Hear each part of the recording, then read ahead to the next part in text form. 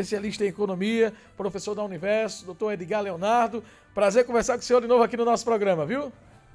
Boa tarde, Cristiano. Boa tarde, seja bem-vindo de volta ao nosso programa. Para a gente falar do PIB, a semana passada o senhor conversava conosco acerca da liberação do 13º salário e da expectativa econômica para este ano.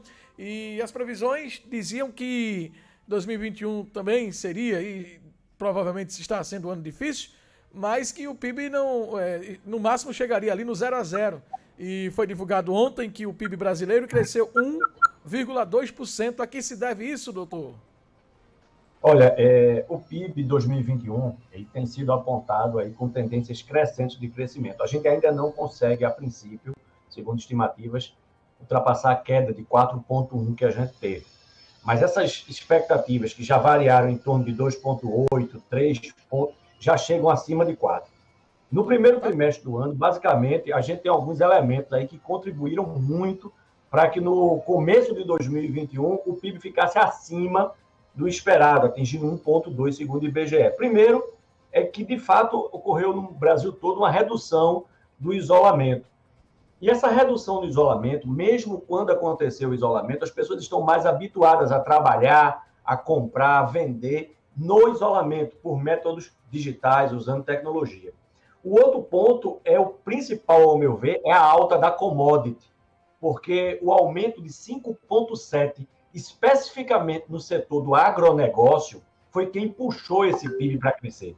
Então, a gente tem o agronegócio muito forte e o consumo das famílias, infelizmente, com a queda de renda baseada em poupança, também acabou contribuindo para que a gente tivesse um crescimento aí do PIB no primeiro trimestre de 1,2% e uma expectativa do PIB maior do que a gente tinha no final do ano passado para 2021. E essa perspectiva, ela cresce? É possível que os próximos trimestres e a continuidade do ano de 2021, esse crescimento tende a permanecer? Tende. A expectativa atual já existem, tá certo? Ela já ficou em 3,2, 3,4. Já existem estimativas que a gente chegue a crescer até mais de 4, o que seria muito bom, porque a gente estaria, vamos dizer assim, retomando os patamares anteriores. Não haveria efetivamente uma recuperação, mas a gente caiu 4,1 em 2020. Vale salientar que havia expectativa de que a gente chegasse a cair em 2020 com a pandemia, cerca de 9, 10 pontos percentuais. E a gente caiu 4,1, abaixo do que aconteceu, por exemplo, em países como França, Espanha e Itália. Então, sempre que o PIB crescer, Cristiano, é muito interessante, porque é o PIB quem permite que gere-se emprego, e emprego é quem efetivamente gera renda. Professor Edgar Leonardo, as famílias, eu li uma reportagem que as famílias ainda não sentiram essa melhora. Quem comemora mais ou quem sente mais essa melhora no PIB é o setor produtivo? Olha, a família ela vai sentir efetivamente, Cristiano, na medida em que a gente melhorar emprego e renda. Que isso acontece com o passar do tempo. Esse primeiro número, ele tem um reflexo muito grande, como a gente falou, do crescimento das exportações de commodities. O setor do agronegócio conseguiu crescer sozinho 5,7%. E ele acaba puxando a média. As famílias vão entender melhor quando a gente começar a gerar emprego e renda. Para as famílias, existe ainda o que é muito preocupante e que elas sentem de início. A gente tem um processo inflacionário alto e a gente tem um desemprego muito alto, notadamente em nosso estado. Né? Então, isso é o que está repercutindo nas famílias. A gente tem um nível de endividamento muito alto. Pernambuco, inclusive, com nível de endividamento superior à média brasileira, como saiu agora na PEIC da CNC essa semana, mostrando um endividamento muito alto no cartão de crédito. Então, a gente ainda tem um cenário vamos dizer assim, naquela perspectiva mais próxima da população, que ainda é muito pesado, mas a gente tem agora uma expectativa que, além da gente ter o PIB apresentando um crescimento acima da expectativa, a gente tem uma coisa, Cristiano, que é muito interessante de se observar, que é a formação bruta de capital fixo. É o quanto os empresários compraram de máquinas, equipamentos, ampliaram as suas estruturas físicas para a produção. Se isso cresce, isso puxa o PIB puxa emprego e o emprego puxa renda, e aí a gente pode efetivamente ter uma melhoria. A gente não pode esquecer que a gente tem aí algumas coisas pesando no horizonte. A gente tem um desemprego muito alto, isso é um bom sinal. A gente tem uma inflação muito, vamos dizer assim, muito acelerada, ela não é muito alta, mas ela está acelerada, é preocupante porque ela deve acelerar ainda mais, isso impacta o trabalhador. E a gente tem um problema das contas públicas brasileiras. O Brasil está extremamente endividado e isso pode complicar a situação do governo para que ele possa cumprir efetivamente seu papel.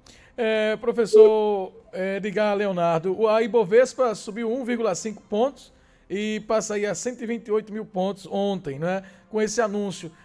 Isso anima o mercado também? É a tendência também de crescimento na Bolsa de Valores? Com certeza. Então, a gente tem que entender o que é a Bolsa de Valores. A Bolsa de Valores é aquele mercado onde a gente faz a intermediação daquelas pessoas que têm algum recurso poupado e aquelas outras que desejam investir de alguma forma. Então, você, desejamos comprar partes, por exemplo, de uma empresa. Então, a gente vai lá e compra parte de uma empresa, por exemplo, da Petrobras. A Petrobras, com esse recurso, realiza os investimentos que ela precisa fazer, que vai gerar emprego e renda. Então, a gente tem a Bolsa de Valores, ela dá um espelho da sensação da economia. Se ela está crescendo, ela está mostrando uma certa confiança.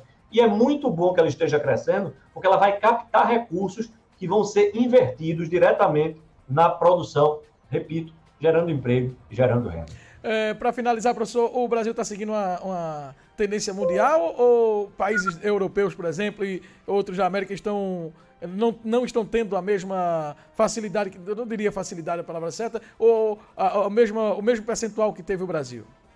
Não, a gente está seguindo uma tendência mundial de recuperação, até porque a queda foi muito drástica, então era pouco provável que a gente, vamos dizer assim, que os países mais organizados não começassem a crescer. O que existe é uma diferença de ritmo. Tá? A China cresce a um ritmo muito mais acelerado, a Europa tem um crescimento um pouco mais lento. A gente tem países, por exemplo, como Espanha, França, que tem uma dependência muito grande do seu PIB, do setor do turismo, então elas foram fortemente impactadas. A gente tem a Alemanha, por exemplo, que tem uma presença mais forte da indústria e dos serviços no seu PIB, então o impacto foi menor e a resposta consegue ser maior. O que tem de diferença, eu diria, grande aí entre o Brasil e esses outros países é a capacidade de endividamento que a gente tem. Né? Então, a gente precisa realmente sinalizar positivamente para o mercado, porque quando a gente se endividou ano passado, e todos os países se endividaram ano passado em maior ou menor proporção, a gente tem que lembrar que o Brasil teve um endividamento, na média, mais alto do que os outros países, principalmente os países que foram com uma economia parecida com a nossa. A gente ficou com endividamento próximo de países como Espanha, como França. Isso em uma economia que é menos segura do que essas economias. E um país endividado precisa tomar crédito.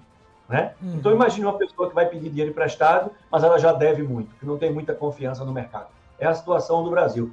Isso é o que deve ser observado. Mas, de resto, as economias têm se recuperado. A própria dinâmica do crescimento chinês, novamente, traz uma necessidade de commodities e nós somos grandes fornecedores de commodities. A soja, com grande destaque, isso tem sido muito benéfico para a economia brasileira. Mais uma vez, o agronegócio vem cumprindo seu papel, como fez ano passado e também agora em 2021. Professor Edgar Leonardo, muito obrigado pela sua participação e esclarecimentos aqui aos nossos ouvintes e até o próximo encontro, tá bom? Até mais, Cristiano, um grande prazer. Prazer é todo nosso. Conversamos, portanto, com o economista Edgar Leonardo, trazendo aí a repercussão com relação à alta do PIB brasileiro. Programa Pernambuco no ar.